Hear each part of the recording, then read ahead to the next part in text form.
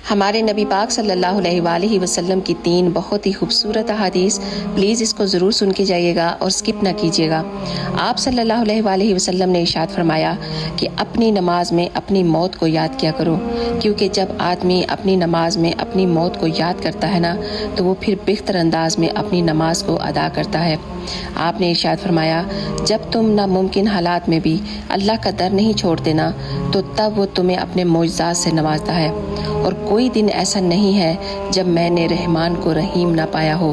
کسی نے پوچھا یا رسول اللہ اسلام کا سب سے بہترین عمل کون سا ہے؟ تو آپ نے ارشاد فرمایا کھانا کھلانا اور مسلمان کو سلام کرنا، ہاں تم اس کو جانتے ہو یا پھر نہیں۔ سبحان اللہ۔ آپ نے ارشاد فرمایا جو کوئی میری حدیث کو سنے اور اسے ویسے ہی آگے پہنچا دے تو اس پر قیامت کے دن میری شفاعت واجب ہو جائے گی۔ جزاک اللہ خیر۔